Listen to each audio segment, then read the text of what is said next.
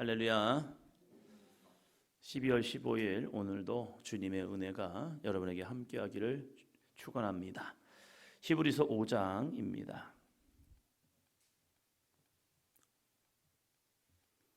성경은 믿음을 가지고 있는 사람들에게 어떻게 우리가 믿음의 삶을 살아갈 것인가를 증거하고 있습니다. 그래서 믿는 자가 하나님의 말씀을 의지하고 성령을 의지하여 말씀을 읽을 때에 그 말씀은 우리의 거룩한 영적 빛이 되어서 우리를 의의 길로 인도하여 주십니다. 5장 말씀 1절입니다. 제사장마다 사람 가운데서 택한 자이므로 하나님께 속한 일에 사람을 위하여 예물과 속죄하는 제사를 드리게 하나니. 예수 그리스도와 육적 제사장 이 둘 관계를 계속적으로 이야기하고 있습니다. 왜 그러냐면 그들에겐 제사장이 있어서 그 제사장을 통하여서 하나님께 나아갈 수 있다라고 말하고 있습니다. 맞아요. 하나님께서 제사장이라는 직분을 사람들을 통하여 만들어 주셨고 그 제사장들이 하나님께 제사를 드림을 통하여서 우리의 죄가 속함 받은 후에 하나님께 나아갈 수 있습니다.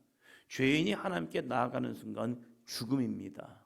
그러나 하나님께서 제사라는 이러한 거룩한 예식을 통하여서 이 제사를 나아갈 때에 먼저 해야 할 것은 우리가 잘 알듯이 자신의 죄를 제물에 전가시키는 거죠.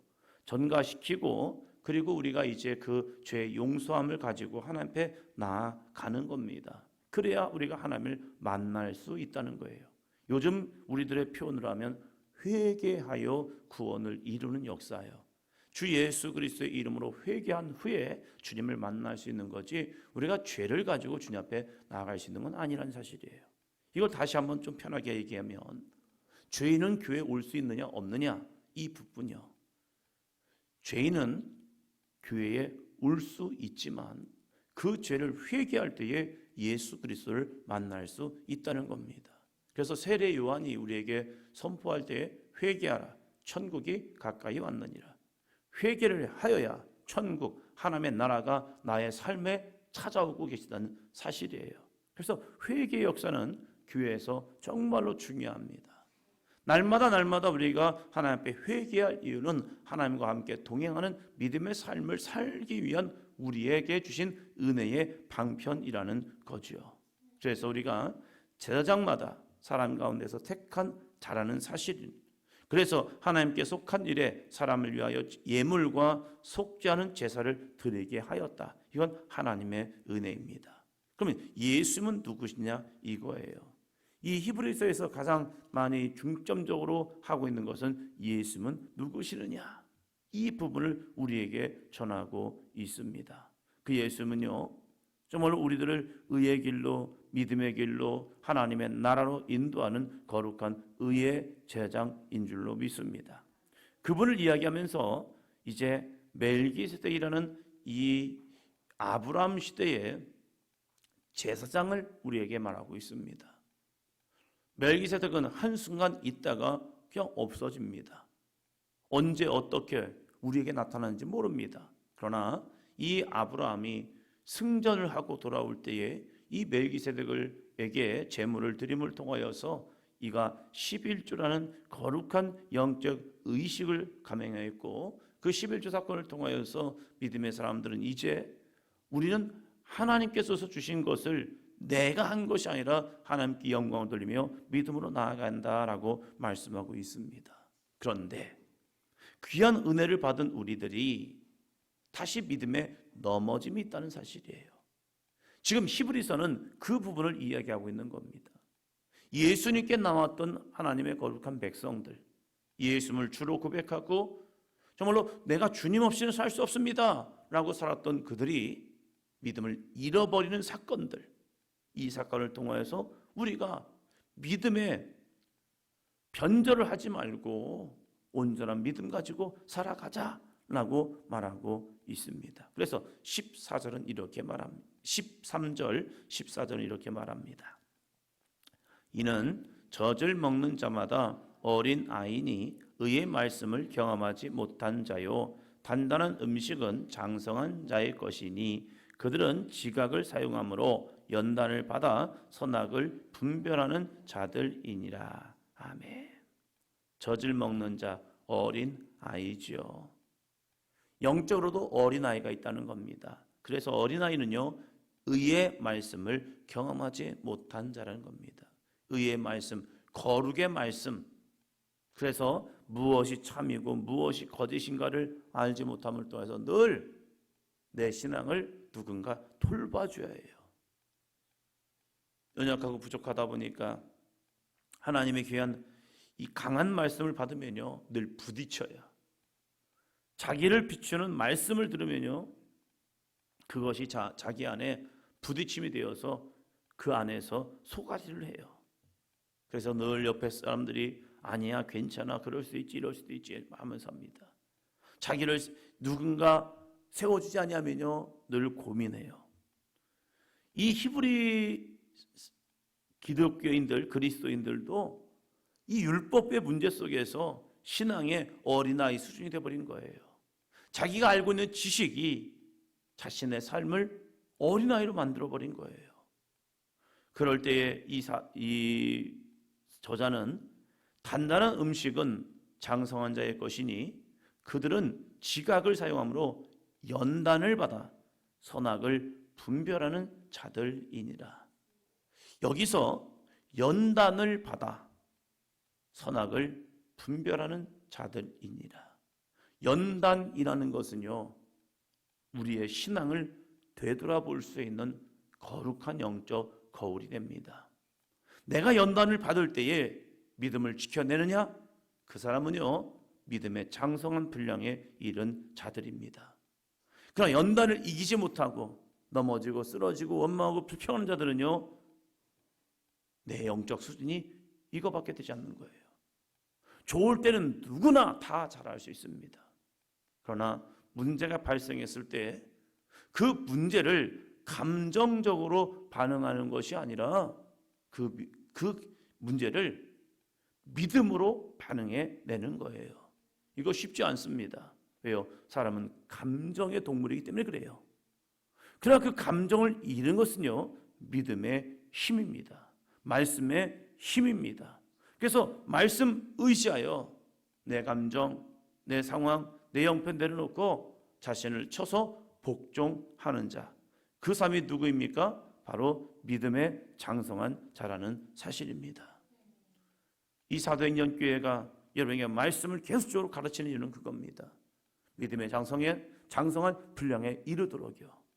그래서 신앙이 내 감정이 아무리 부대끼고 힘들고 어려워도 말씀 붙들고 내게 주신 응답 붙들고 갈 수 있는 믿음의 사람까지 자라나는 거예요. 아무리 내 마음이 힘들어도 그래 버텨내야지 라고 견뎌내는 자들, 이 사람들이 선악을 분별하는 자라는 겁니다. 선악이 뭔데요? 착하게 사는 것 아니에요. 선악은요, 하나님의 말씀에 순종하는 자, 그 사람이 선한 자입니다. 하나님의 말씀에 불순종하는 자, 이 사람이 악한 자인 거예요. 아무리 믿음 있는 것 같지만 말씀에 불순종한다? 그건 악인이에요. 악인이에요. 응답은 받지요. 그러나 그 응답 속에서 하나님, 지금 제 형편이 이러세요. 지금 제 여건이 이러세요. 기도한다, 믿음 좋다, 열심히 한다 라고 하지만 하나님의 말씀에 순종하지 못하면요, 그것은 악인이에요. 우리가 주일에 교회 와서 열심히 봉사하고 헌신하고 주님 앞에 충성한다 하지만 정작 하나님의 말씀에 나 자신이 나아가지 못하면요, 하나님 보실 때는 그것도 악인인 거예요. 6장 1절 볼까요? 그러므로 우리가 그리스도의 도에 초보를 버리고 죽은 행실을 회개함과 하나님께 대한 신앙과, 우리가 그리스도의 도에 초보를 버리고 라고 말합니다. 그리스도의 도의 초보를 버린다는 것 무엇일까? 다시 말씀드리면 나 자신을 쳐서 하나님의 말씀에 복종시키는 것, 이것이 정말로 아름다운 믿음의 장성한 분량입니다. 이 히브리서의 사람들, 지금 이 말씀을 읽고 있는 이 사람들은요, 영적 경험이 없는 사람이 아닙니다. 많은 은혜를 경험합니다. 볼까요? 2절부터 6절까지 봅니다. 세례들과 안수와 죽은 자의 부활과 영원한 심판에 대한 교훈의 터를 다시 닦지 말고 완전한 대로 나아갈지니라. 하나님께서 허락하시면 우리가 이것을 하리라. 한 번 빛을 받고 하나님의 은사를 맛보고 성령에 참여한 바 되고 하나님의 선한 말씀과 내세의 능력을 맛보고도 타락한 자들은 다시 새롭게 하여 회개하게 할 수 없나니 이는 그들이 하나님의 아들을 다시 십자가에 못 박아 드러내놓고 욕되게 함이라. 아멘. 세례를 맛보고 안수와 죽은 자의 부활, 영원한 심판에 대한 터를 닦았음에도 불구하고 또 넘어지 한 번 빛을 보았고 받았고 하나님의 하늘의 은사를 맛보았고 성령에 참여한 바 되었고 하나님의 선한 말씀과 내세의 능력을 맛봤습니다. 내가 이것을 과거에 맛봤기 때문에 나 구원받았어. 성경 우리에게 이렇게 말하고 있지 않다는 사실입니다. 예전에 내가 열심히 했기 때문에, 예전에 내가 이런 은사를 경험했기 때문에 나 구원받았어. 그때 구원받은 거 맞죠? 자, 우리는 이 히브리서가 얘기할 때에 처음부터 끝까지라는 사실입니다. 마지막 주님 앞에 서는 그날까지 우리는 나 자신을 쳐서 하나님의 말씀에 복종하는 믿음의 사람이요. 끝을 보면 그 사람의 믿음을 볼 수 있습니다. 오늘의 모습을 보면 과거의 모습을 볼 수 있습니다. 그래서 우리는 어떠한 열매를 내어야 합니까? 오늘 나는 지금 어떤 믿음의 열매를 내고 있습니까? 제가요, 과거에는요, 옛날에는요, 이랬었어요. 그럼 저는 이러한 질문을 해봅니다. 그럼 지금은요? 지금은 어떤데요? 7절. 땅이 그 위에 자주 내리는 비를 흡족하여 밭가는 자들이 쓰기에 합당한 채소를 내면 하나님께 복을 받고, 땅이 그 위에 자주 내리는 비를 흡수하여 밭가는 자들이, 밭을 가는 자들이 쓰기에 합당한 채소를 내면 하나님께 복을 받고 라고 말합니다. 지금 내 영적 밭에는 어떠한 모습이 자라나고 있습니까? 하나님의 은혜가 흡족히 우리에게 내려졌습니다. 그러면 우리는 어떠한 열매를 내고 있습니까? 밭 가는 자들이 쓰기에 합당한 채소를 낸다면 우리는 지금 하나님께 복을 받고 있는 겁니다. 그러나 볼까요? 8절. 만일 가시와 엉겅퀴를 내면 버림을 당하고 저주함에 가까워 그 마지막은 불사름이 되리라. 아멘. 가시와 엉겅퀴. 왜 밭에서 이게 나옵니까? 왜 가시와 엉겅퀴가 우리의 심령의 믿음의 밭에서 나오냐 이거예요. 하나님은 결코 우리 믿음의 영적 밭에서 이 가시와 엉겅퀴를 내기를 원치 않습니다. 그런데 이 창세기 3장으로 들어가면요, 가시와 엉겅퀴가 나옵니다. 밭에서요. 무엇 때문에요? 하나님의 말씀에 불순종하여 죄를 짓고 그 죄의 저주로 가시와 엉겅퀴가 땅에서 나오고 있다는 거예요. 말씀을 심으면 그 말씀이 우리 가운데 심겨지면 말씀의 씨앗을 통하여서 30배, 60배, 100배의 결실을 얻게 됩니다. 이것이 예수님의 말씀이죠. 그러나 말씀이 아니라 내가 불순종의 모습으로 살아가면요, 그 안에는요 가시와 엉겅퀴가 내 안에 나오고 있다는 사실입니다. 우리에게 가시와 엉겅퀴가 아니라 합당한 채소, 순종함으로 합당한 믿음의 열매가 우리의 삶의 풍성함으로 나타나기를 주의 이름으로 축원합니다. 다른 게 없습니다. 내가 내는 것도 아니에요. 내 안에서 나도 모르게 일어나요. 순종하는 자에게는 합당한 채소가, 불순종하는 자에게는 가시와 엉겅퀴가. 그래서 마지막은 불사름이 됩니다. 우리 사랑하는 사도인전교회 믿음의 권속들이여, 우리가 내 영적 밭에는 무엇이 지금 자라고 있을까? 주님이 우리에게 그 열매를 찾고 계시다는 사실이죠. 그래서 정말로 하나님의 은혜 속에 나아가기를 주의 이름으로 축원합니다. 말씀을 내 안에 순종하고 그 말씀을 따라가면요, 이러한 복이 반드시 임합니다. 14절입니다. 14절. 이르시되 내가 반드시 너에게 복주고 복주며 너를 번성하게 하고 번성하게 하리라 하셨더니. 아멘. 이 귀한 약속의 말씀, 이것은 아브라함에게만 주신 것이 아니라 오늘도 하나님의 약속을 소유한 자들에게 주시는 은혜의 말씀이라는 거예요.